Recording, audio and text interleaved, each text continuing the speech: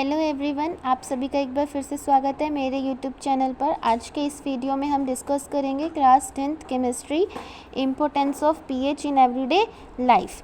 तो आपको सबसे पहले पता होना चाहिए कि पीएच की रेंज क्या होती है और पीएच होता क्या है।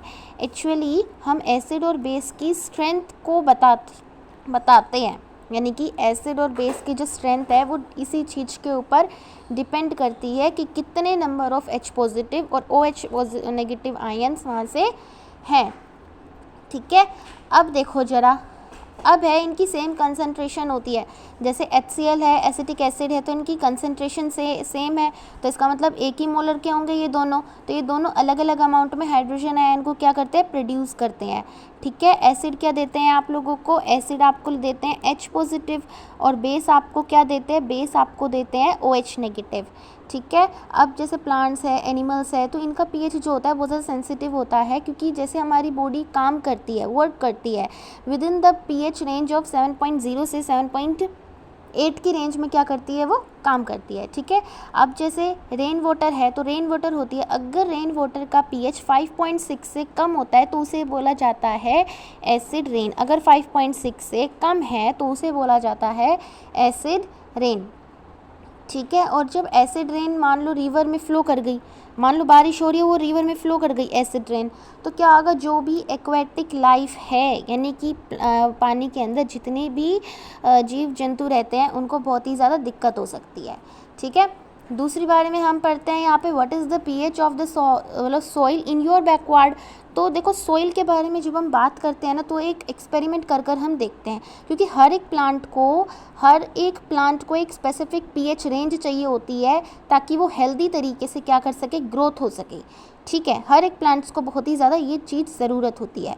तो आप एक एक्सपेरिमेंट करके क्या देखो कि अलग अलग प्लेसेस की मिट्टी लेकर आओ और उनका पीएच चेक करो। ठीक है, और पीएच चेक करने के बाद ये नोट डाउन करो कि उनमें से कौन सा प्लांट किस तरीके से ग्रो करता है और किस रीज़न से वो ग्रो करता है, यानी उसको वो हेल्दी है, वो पीएच, वो सॉइल है या नहीं है, क्योंकि सबका पीएच क्या होता है, अलग अलग होता है। ठीक है, तीसरे नंबर पे आता है pH in our digestive system. तो डाइजेस्टिव सिस्टम में आपने देखा होगा कि जो HCl होता है, जो हमारे स्टमक में HCl होता है, वो क्या प्रोड्यूस करता है, हमारा स्टमक क्या प्रोड्यूस करता है, HCl एसिड को प्रोड्यूस करता है, जो कि फूड को डाइजेस्ट करने में हेल्प करता है। ठीक है, वो स्टमक को हार्म नहीं करता। और ड्यूरिंग द इंडाइजेशन जो स्टमक होता है, वो बहुत ही ज़्यादा अगर एसिड प्रोड्यूस कर देता है तो बहुत ही ज़्यादा हमें इरिटेशन सी होती है, पेन होने लग जाता है हमें स्टमक के अंदर। ठीक है, फिर उसके बाद जनरली जब ऐसी दिक्कतें होती है ना, इरिटेशन होती है, पेन होता है, तो जनरली इसे क्या कहा जाता है कि एंटा एसिड हो गया है, इनको क्या हो गया है, एंटा एसिड। ठीक है, जब ये चीज़ कब होती है, जब HCl बहुत ही ज़्यादा प्रोड्यूस हो जाता है स्टमक के अंदर।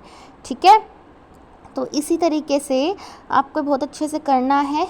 और एंटा एसिड क्या करता है, जो एक्सेस एसिड प्रोड्यूस हो गया है ना, जो एंटा एसिड है वो न्यूट्रलाइज कर देता है, जो ज़्यादा एक्सेस में एसिड प्रोड्यूस हुआ है उसको क्या कर देता है, वो न्यूट्रलाइज कर देता है।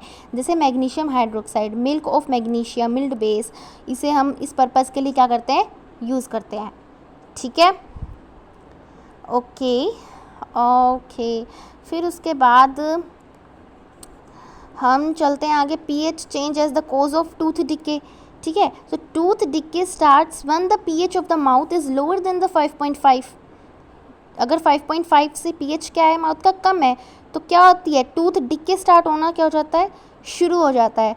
तो टूथ इनेमल में, ठीक है, made up of the calcium phosphate, tooth enamel जो है आपका, वो किस चीज़ से बनता है, आपका बनता है कैल्शियम फॉस्फेट से, CA3PO4 होल ट्वाइस से। ठीक है, इससे बनता है, इसको क्या कहते हैं, कैल्शियम फॉस्फेट। ये बहुत ही ज़्यादा हार्डेस्ट सब्सटेंस होता है आपकी बॉडी में, जो कि वाटर के अंदर डिज़ोल्व नहीं हो सकता है, लेकिन ये कोरोड हो सकता है अगर इसका पीएच माउथ में 5.5 से कम होता है, तब ये ब्रेक हो सकता है। ठीक है, कोरोड हो सकता है। दूसरा ये है कि जो बैक्टीरिया हमारे माउथ के अंदर प्रेजेंट होते हैं, वो एसिड को क्या करते हैं, एसिड को प्रोड्यूस करते हैं, degradation of the sugar and food particles remaining in the mouth after the eating. ठीक है, इसलिए हमें क्या करनी चाहिए, ब्रश करनी चाहिए। जब हम खाते हैं या अगर कुछ हमने मीठा खा लिया है तो हमें क्या करना चाहिए, ब्रश करनी चाहिए। ठीक है, दूसरा ये है कि जब हम टूथपेस्ट को यूज़ करते हैं तो जनरली वो कैसी होनी चाहिए, बेसिक होनी चाहिए, ताकि हमारे दांत क्या हो सके, क्लियर हो सके और ये न्यूट्रलाइज कर सके एसिड को and prevent the tooth decay. दूसरा आपका आता है self defence by animals and plants through chemical warfare. तो आपने देखा होगा हनी बी को, ठीक है, तो जो बी स्टिंग लीव्स होती हैं एसिड की, जो कि पेन कोज करती है, इरिटेशन आपको होता है, तो मिल्ट बेस हम क्या करते हैं, यूज़ करते हैं। अगर मान लो कहीं पर मधुमक्खी ने काट लिया तो वहाँ पर हम क्या यूज़ करते हैं, बेकिंग सोडा यूज़ करते हैं। जहाँ पर आपको मधुमक्खी ने काटा है उस एरिया में हम क्या यूज़ करते हैं, बेकिंग सोडा को यूज़ करते हैं ताकि आपको रिलीफ मिल सके। ठीक है, and stinging hair of the nettle leaves inject methanoic acid causes the burning pain. ठीक है, तो अभी आप इसका पूरा देखेंगे तो एक बार फिर से मैं ये देख देती हूँ।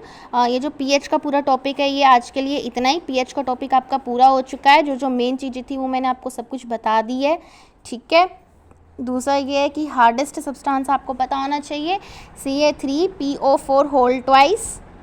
ठीक है, दूसरा ये है कि टूथ डिके का मतलब क्या होता है कि अगर जिसका pH 5.5 से कम है उसका मतलब क्या होता है, टूथ डिके होता है। और जो एसिड और बेस की स्ट्रेंथ होती है वो किसके ऊपर डिपेंड करती है, आप लोगों की एसिड और बेस की स्ट्रेंथ आपकी डिपेंड करती है H पॉजिटिव और OH नेगेटिव आयन कितने प्रोड्यूस हुए हैं उसके ऊपर। ठीक है, वीडियो अच्छी लगी हो तो लाइक शेयर सब्सक्राइब करना मत भूलना। आज का टॉपिक इतना ही, बहुत ही इंपॉर्टेंट टॉपिक था, अच्छे तरीके से किया, एक भी चीज़ को नहीं छोड़ा, पूरी NCERT हमने की है। ठीक है, आगे इसी वीडियो के साथ बने रहिए, तब तक के लिए गुड बाय।